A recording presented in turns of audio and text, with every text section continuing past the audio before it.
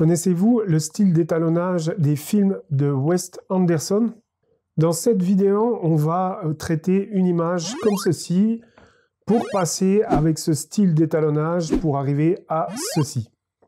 J'ai découvert Wes Anderson grâce à une personne de mon audience il y a peu de temps de cela et j'ai trouvé super intéressant, vu sa filmographie, de vous reproduire ce style de color grading. Wes Anderson, en fait, c'est un réalisateur plutôt talentueux qui a été grandement influencé par le cinéma français des années 50 avec ce style un peu ancien que j'aime beaucoup voir dans les films hollywoodiens. Justement, dans ces films, son style d'étalonnage, donc de color grading, m'a beaucoup intéressé et m'a interpellé. C'est pour ça que je me suis dit, je vais créer une vidéo pour vous montrer comment on peut reproduire un style d'étalonnage comme ça, plutôt intéressant. Ce style me fait beaucoup penser à des affiches des années 60.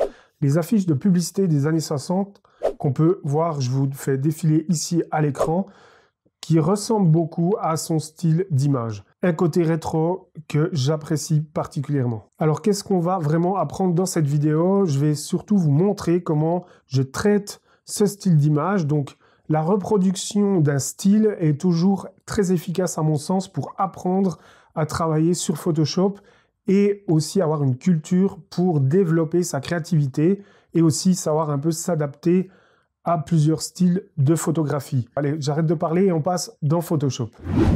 Ok, nous voilà sur l'interface de Photoshop comme d'habitude et là j'ai pris une photo d'un extrait du film Asteroid City qui est sur Netflix, justement réalisé par Wes Anderson.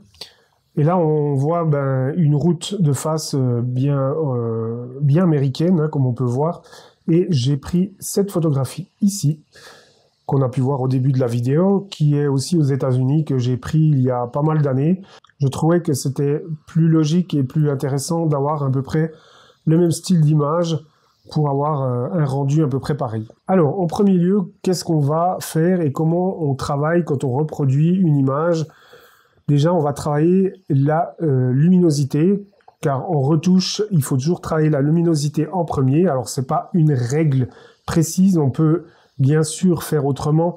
C'est une règle qu'on peut transgresser, mais j'aime bien commencer par travailler la luminosité. Alors, comment est-ce qu'on fait ça? Je vais importer l'image de référence sur notre image à travailler et on va passer tout ça en noir et blanc pour voir juste les valeurs et comprendre un peu la différence entre les deux valeurs et essayer de reproduire plus ou moins, en tout cas pour le début, pour que nos valeurs, donc notre luminosité, correspondent. Alors, pour ce faire, on va bien dans notre photo de paysage ici, on clique, on glisse sur notre deuxième photo de paysage. Oui, on veut bien le mettre dessus. On voit qu'elle est toute petite, donc je vais la ragrandir ici. Voilà. Qu'on puisse bien observer la différence de valeur. Alors, une fois qu'on a fait ça, on va ici dans les réglages. On prend une courbe toute simple. Vous verrez qu'on travaille beaucoup avec les courbes. Moi, je travaille beaucoup avec les courbes pour la colorimétrie, pour travailler le color grading à la main, donc à main levée, comme j'appelle ça. Ici, on va passer en mode de fusion couleur. Et on va prendre ici les blancs et on va les descendre. Qu'est-ce qui s'est passé? On a annulé la couleur, tout simplement, et on a gardé les valeurs de luminosité. Qu'est-ce qu'on remarque déjà? En premier lieu, on remarque déjà notre photo de référence ici, paysage, a des ciels un peu plus clairs et un peu plus plats. On voit que l'ensemble de notre photographie est plus plate que mon image que j'ai réalisée ici, pas loin du Yellowstone.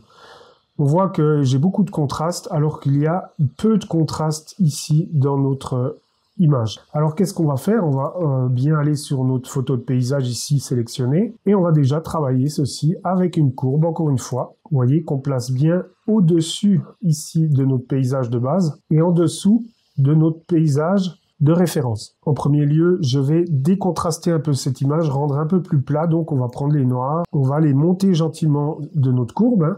Je vous rappelle que ici, en montant ou en descendant, c'est les pixels qui vont être modifiés dans la courbe, d'accord?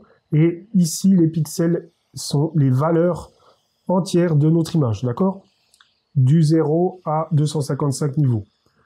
Et là, je vais remonter un petit peu aussi les tons moyens pour rendre un peu plus plat, descendre un petit peu les tons clairs, les blancs, pour avoir à peu près ce qu'on veut. Alors je ne vais pas trop monter en fait les tons moyens parce que je veux garder un peu la même intensité et je veux pas que ce soit trop clair, d'accord? Voilà.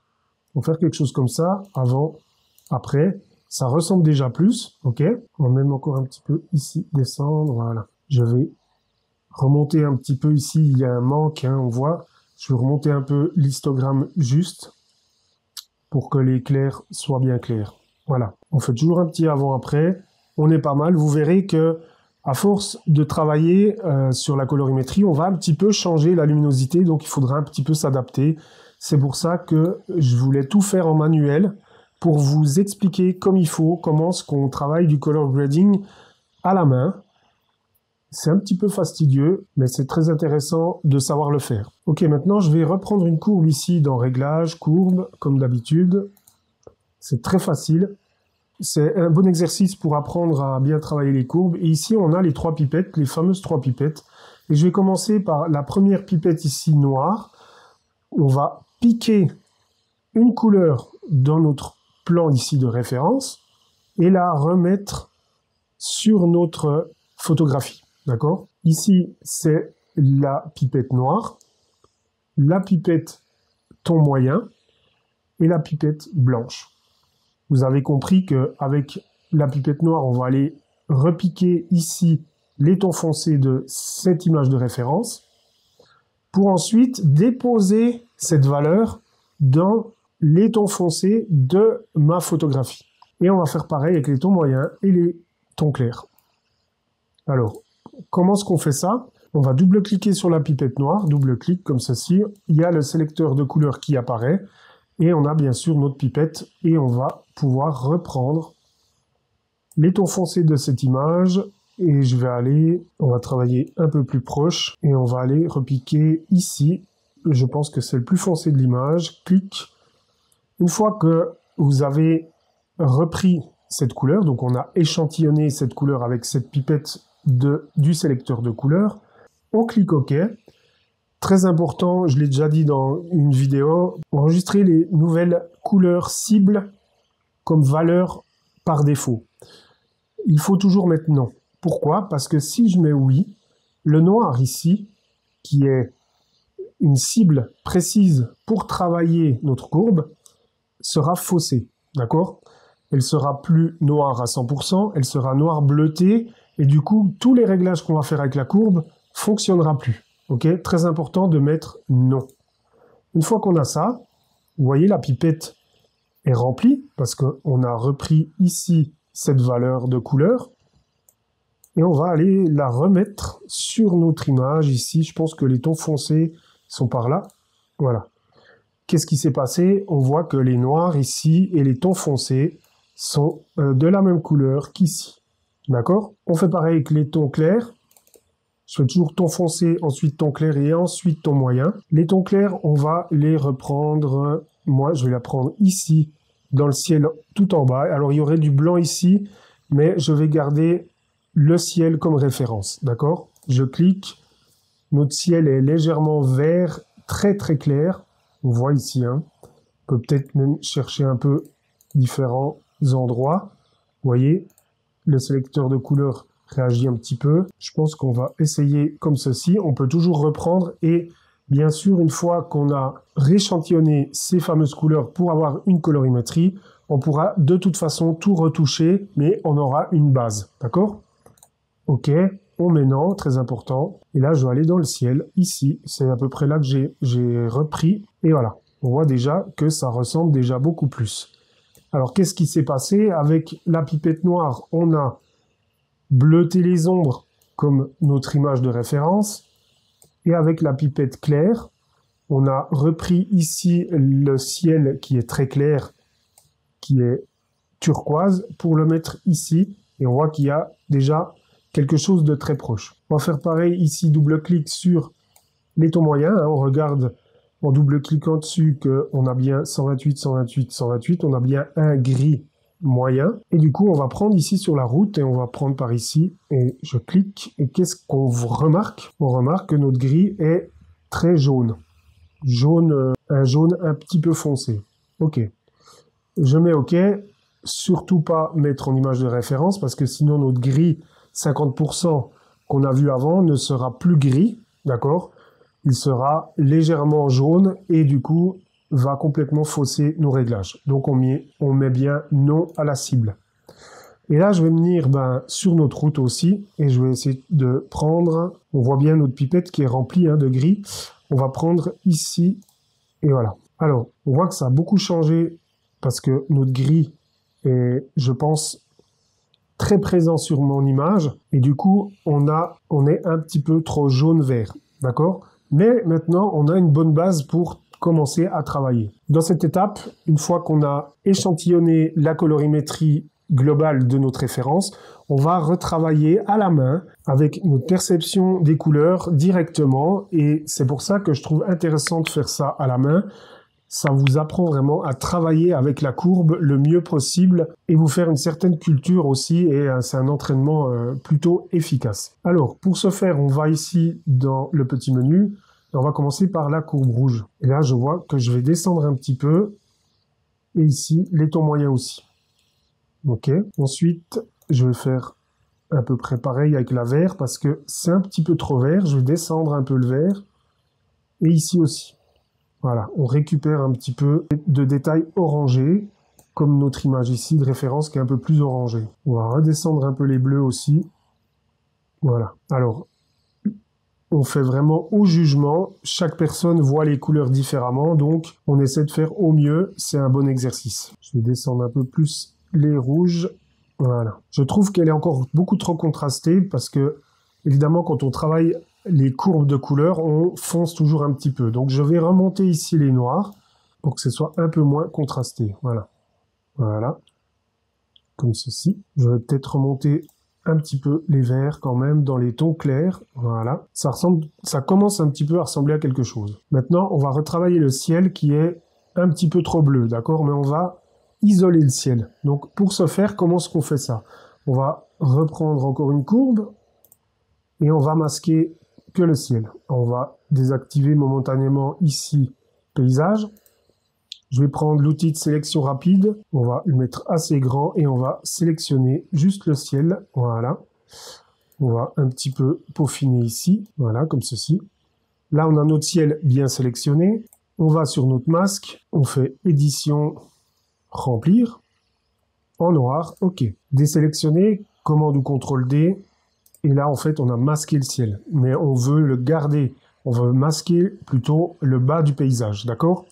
Alors, on va inverser, commande ou CTRL I, pour inverser le masque. Maintenant, on va retravailler un peu ce ciel. On va reprendre notre image de référence. Voilà. On va mettre le ciel comme ceci pour qu'on ait une idée. Et là, qu'est-ce qu'on voit déjà?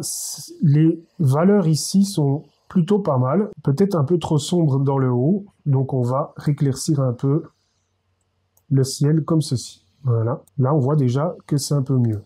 Ça ressemble un peu plus. Mais ce qu'on remarque encore, ici dans l'horizon, on remarque en fait que c'est très jauni. Et là, c'est très blanc, d'accord? Alors, il faudra qu'on travaille un petit peu ceci. On va déjà aller dans la courbe rouge ici dans le menu. On augmente un petit peu les tons moyens et les tons clairs en rouge. On descend un peu les bleus pour rendre un peu plus jaune. Voilà, regardez. Je vous rappelle, quand on descend une courbe de couleur, on a automatiquement la couleur inverse qui apparaît.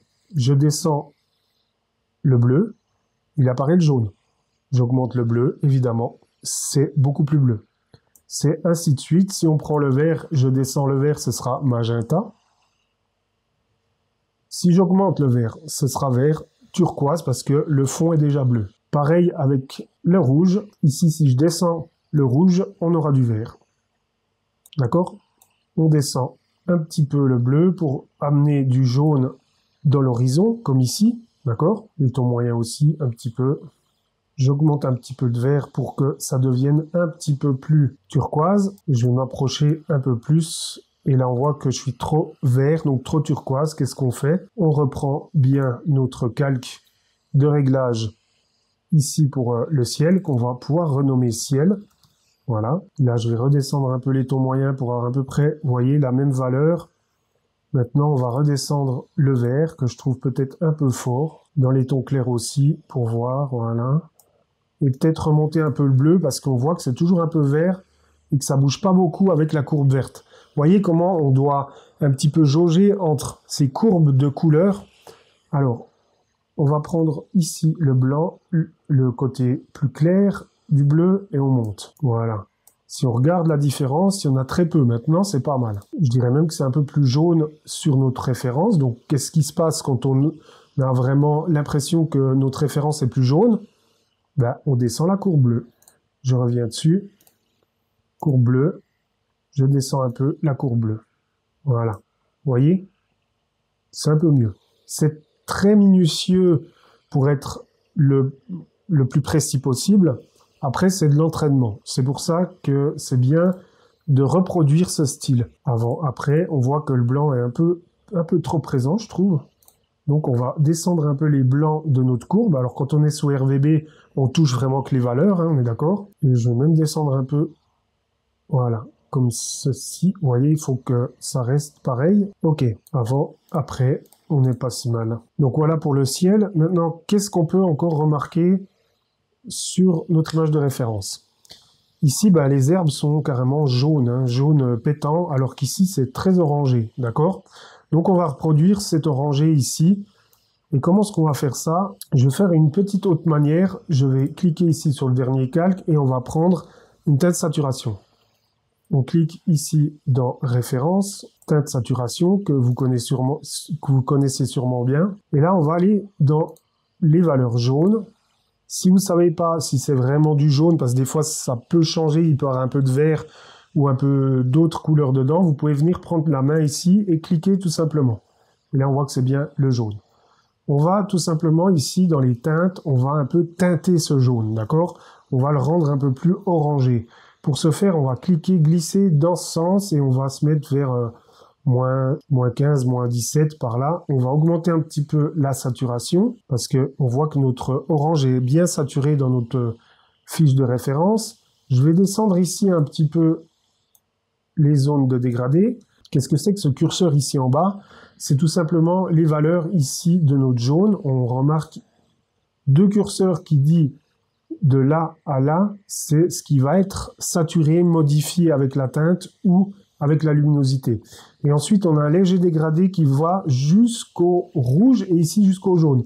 Si j'écarte maintenant jusqu'au bleu carrément, la modification que j'ai fait ici se fera sur toute cette gamme de couleurs, d'accord?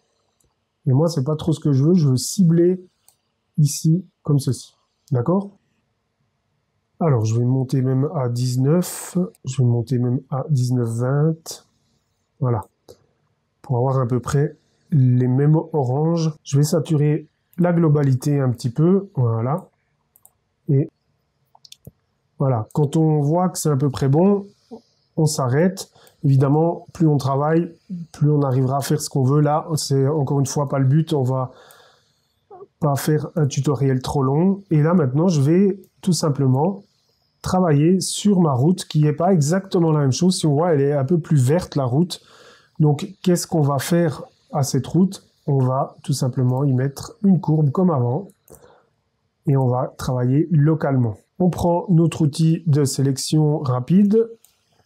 On va sélectionner la route, voilà, le mieux qu'on peut, hein, d'accord?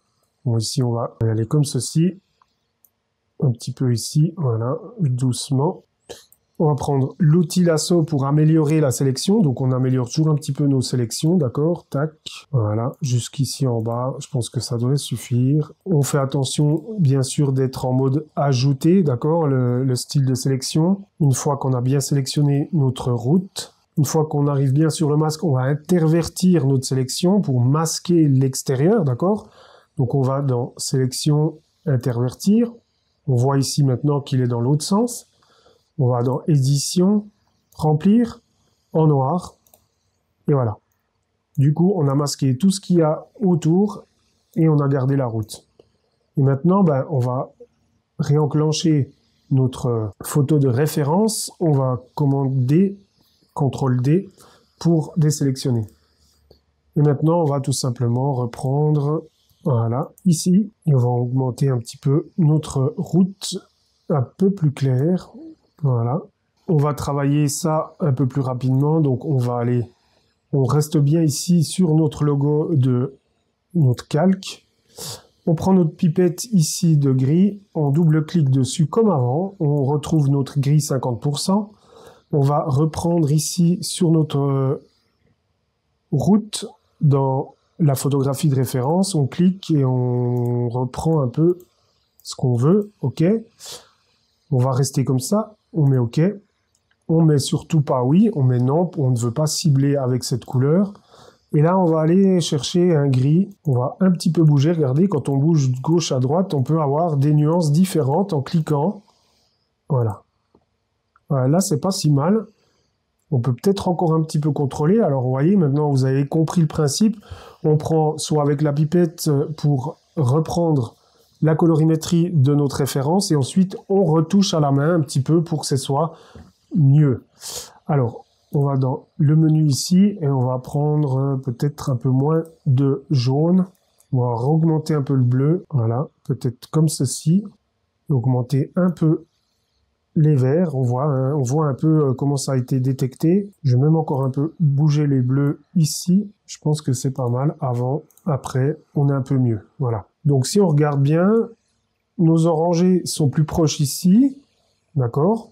Hein, si on fait avant, après, on retrouve à peu près les mêmes orangés. Le bleu du ciel est un peu plus proche aussi. Hein. Là, je l'ai un petit peu foncé, mais je pense qu'on peut le remonter un petit peu ici, parce que ça peut bouger en travaillant le reste. Vous voyez comment on équilibre au fur et à mesure. Quand on bouge une valeur ou une couleur, on doit rajuster un petit peu le reste. Tout le temps, on continue, d'accord? La route est à peu près pareil aussi, un peu jaune-vert. Évidemment, il y aura encore besoin d'un peu de travail. Ici, les blancs, ils sont peut-être pas assez jaunes. On pourrait encore travailler dessus. Je vais m'arrêter là. Donc, on reprend à zéro pour que vous compreniez bien. Donc, on va créer un groupe. Shift-clic sur le tout. Commande ou CTRL-G. On va mettre retouche. On a regardé à peu près les valeurs. Donc, on les a travaillées pour être à peu près la même chose. D'accord ? Ensuite, on a enlevé le noir et blanc. On a travaillé la colorimétrie ici avec les 3 pipettes. D'accord ? Pour récupérer les mêmes tons de couleurs, les mêmes gammes de couleurs. Puis ensuite, on a pris à la main, on a repris à la main, un après l'autre, bien sûr, en réfléchissant que quand on descend une couleur, on a la complémentaire qui apparaît. Comme je vous expliquais avant, on descend le bleu, il y a le jaune qui apparaît. Ensuite, on a créé un masque pour le ciel et on a retravaillé le ciel. Ici, je le trouve vraiment trop clair. Donc, je pense qu'on pourrait un peu descendre. Ce que j'ai remarqué, c'est qu'on peut le faire plusieurs fois, il sera jamais la même chose. Une fois qu'on a fait ça, on a travaillé la couleur ici de notre sol qui est très jaune, jaune-vert. Et là, on l'a repris pratiquement de la même couleur orangée du sable ici, d'accord? On a retravaillé un petit peu le ciel aussi pour qu'il soit dans les mêmes tons. Et ensuite, on a sélectionné la route pour avoir à peu près la même chose ici, en plus clair, plus vert, pour avoir un final plutôt cohérent, avant, après. Donc voilà pour ce tutoriel sur ce style de Wes Anderson. Merci d'avoir regardé cette vidéo jusqu'au bout. J'espère que ça vous sera utile. Dites-moi en commentaire si vous avez aimé, si vous allez essayer de le reproduire. Moi, je vous dis à une prochaine vidéo et n'oubliez pas, tout le monde est créatif.